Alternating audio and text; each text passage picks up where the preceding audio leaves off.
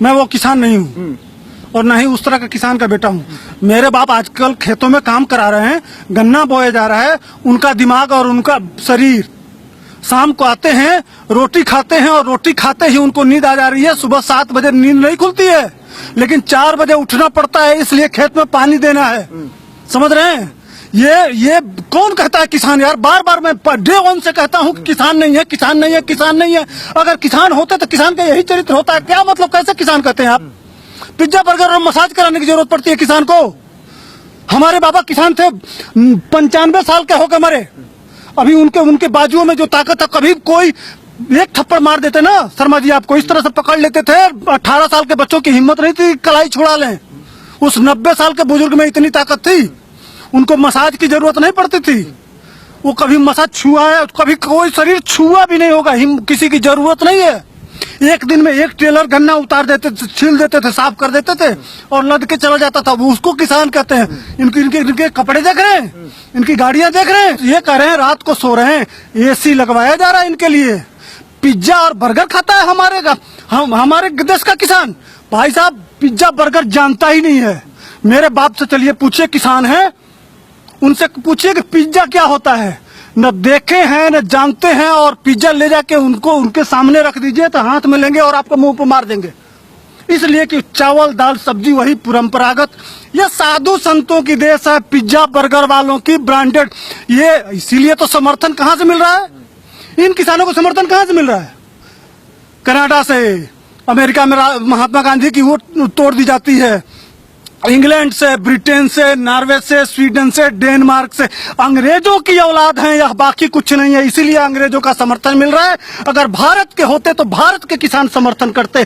कल कृषि मंत्री और नरेंद्र मोदी और गृह मंत्री के साथ भारत का मूल किसान बैठेगा और इनके समर्थन में, जिस तरह से यह लोग भारत बंद किए थे, कहीं बंद नहीं हुआ था। आने वाले दिनों में शर्मा जी, जब भारत सरकार कहेगी कि यहाँ का मूल किसान भारत को बंद करे, उस दिन इतिहास रचा जाएगा और इनके मुंह में कालिख पोती जाएगी और यह लोग यहाँ से छोड़ के भागने के लिए मजबूर हो जाएंगे। इसलिए कि भारत का मूल किसान अभी अपने खेती के काम में उलझा हुआ है। जिस दिन खाली होगा, थोड़ी सी फुर्सत होगी, तब इनको करारा जवाब देगा और बताएगा कि हम भारत के किसान हैं, हमारे पुरुषार्थ के बल पे भारत चल रहा है। यह धरती वीर महाराणा प्रताप की धरती है, या शिवाजी की धरती है, यह वीरों की धरती रही है। पिज्जा बर्गर वालों की धरती नहीं है, मसाज करने वालों की धरती नहीं है। लेकिन वो तो कह रहे हैं कि हम 6 महीने का राशन लेकर आए, जब तक ये कानून वापस नहीं होंगे हम नहीं हटने वाले। तो भाई 6 महीना किसान अपना खेत से छोड़ के आएगा? ये कौन अड़हतिया की खरीदी कर लिए? फिर इनकी जरूरत तब पड़ेगी जब गेहूं का फसल तैयार होगा। यह जितने बिचौलिए हैं, जितने दलाल हैं, धान तो खरीद लिए।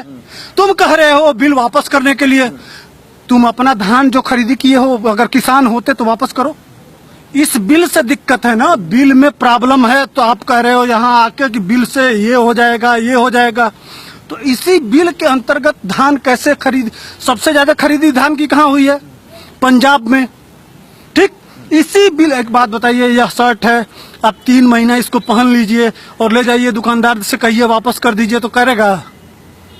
आप गाड़ी ले जाते हैं किसी एजेंसी पे और कहते हैं थोड़ा इसमें खराब है, तो कह देते हैं कि गाड़ी वापस कर दीजिए, या वो रिपेयर करके बना के और फिर आपको टेस्ट ड्राइव दे देता है और कहता है कि ले जाइए। आप संतुष्ट हो जाते हैं, लेके चले जाते हैं। आप किसी किसान का पशु ही ले लीजिए, खरीद लीजिए और 3 महीना उसका दूध खा लीजिए और फिर ले जाइए, कहिए कि नहीं आपकी भैंस खराब है, वापस करेगा। उसी बिल के अंतर्गत तुमने 3 महीना काम किया, तुमने धान की खरीदारी की, सबसे ज्यादा खरीदारी की। अब आके कह रहे हो भारत सरकार से कि तुम बिल वापस करो। सेम यही बात है, देश को समझना चाहिए और जानना चाहिए। उस पंजाब के सारे किसानों ने इसी बिल के अंतर्गत धान की पहले वापस करके आओ। तुम पहले वापस करके आओ, तब फिर भारत तब कहो कि यह बिल खराब है, देखिए हमने धान वापस कर दिया। तो अब क्या लगता है, जितने भी लोग हैं सब बांटते हैं, किसान नहीं है कोई भी? किसान नहीं है भाई, नहीं है। किसान खेतों में काम करने में मशगूल है, उसके पास 4 महीने का राशन। किसान को अच्छा एक बात बताइए, किसान को ये बिल वापसी से उसको क्या मिल जाएगा? बिल वापस हो जाए तो किसान को क्या मिलेगा? उसकी मूल समस्या है कि हमारा MSP मिले। ठीक, अगर मंडी से हमको मंडी भी मिले और उसके अलावा जहां चाहे वहां बेच भी सकें। उसको ऑप्शन चाहिए। वो अपना भला बुरा करते करते 70 साल में जानता है कि मुझे कौन कौन सी सुविधाएं मिलेंगी तो मेरे लिए अच्छा होगा। बुद्धू नहीं है किसान। आज का किसान नहीं तो भाई 5 लाख जान दे दिए किसान। वो जानता है कि मुझे कौन सी चीज चाहिए और वह देख भी रहा है। भारत सरकार करने क्या जा रही है? किसानों के बीच में ही पंचायत करने जा रही है। वह इनकी बात लेके जाएगी कि ये किसानों की मांग थी, ये हमने मांग इसके जवाब में दिया। किसानों के बीच में अब फैसला होने जा रहा है। असली लड़ाई अब मूल किसानों के बीच में जा रही है। इनको फंसा दिया है गृह मंत्री ने। या क्यों सिर्फ कह रहे हैं कि वापस करो वापस करो? इनके पास कोई विकल्प नहीं है। आज के डेट में इनके पास कोई विकल्प नहीं है। इनकी मूल जो मांग थी, किसान की असली जरूरत की जो चीज थी, उस पर सरकार तैयार है कि हम लिख के देंगे। एमएसपी मुझको लिख के ले लो, तुम अपना मंडी की सुरक्षा की गारंटी मुझसे लिख के ले लो। ठीक, जो जो इनकी मूल जो समस्या है, तुमको कोर्ट में जब कह रहे थे कि मैंने सिर्फ एसडीएम कोर्ट नहीं, हमको ऊपर कोर्ट जाने के लिए, उसके लिए कह दिए कि आपके लिए स्पेशल, जिस तरह से बड़े क्राइम के लिए स्पेशल जिले में कोर्ट बनाई जाती है, फास्ट ट्रैक कोर्ट, उस तरह से आपके लिए कोर्ट बना देंगे। तो असली किसानों के मन में जो शंका इसमें थी वो भारत सरकार समझी और उसका निदान लिख के दे दिया है। लेकिन यह उस खुशी ईमानदारी से भारत सरकार का झंडा ऊंचा करके घर चले जाना चाहिए। लेकिन यह तो आए हैं राजनीति करने। इनको तो भेजा गया है, इनको तो यहाँ लड़ाई कराना है। यह तो इंतजार कर रहे हैं कि कपिल मिश्रा की तरह से कोई आए और एक बार कह दे कि रोड साफ करो, उसके बाद से दंगा शुरू कर दें। उन्हीं के लोग, वही सीए वाले लोग, वही योगेंद्र यादव। इसीलिए तो शरजील इमाम की बात हो रही है।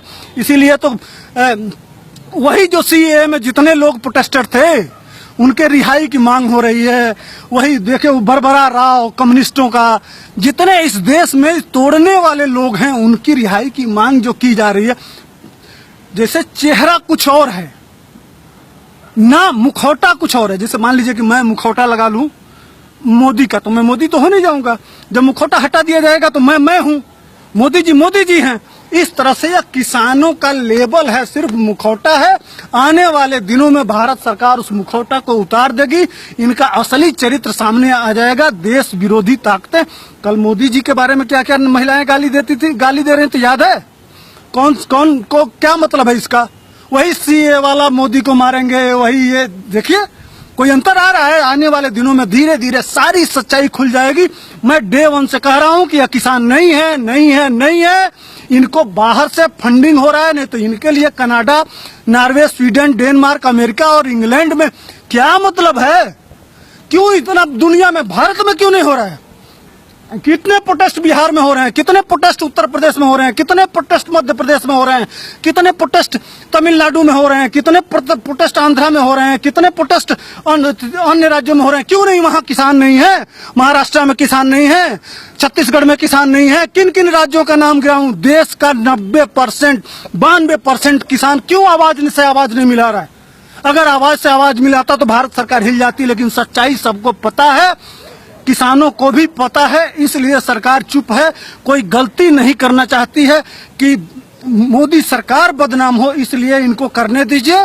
इनकी सच्चाई धीरे धीरे देश के सामने खुल जाएगी कि यह बहरूपियां हैं जो इस दिल्ली को लूटने और देश को लूटने आए हैं, मोदी को बदनाम करने आए हैं।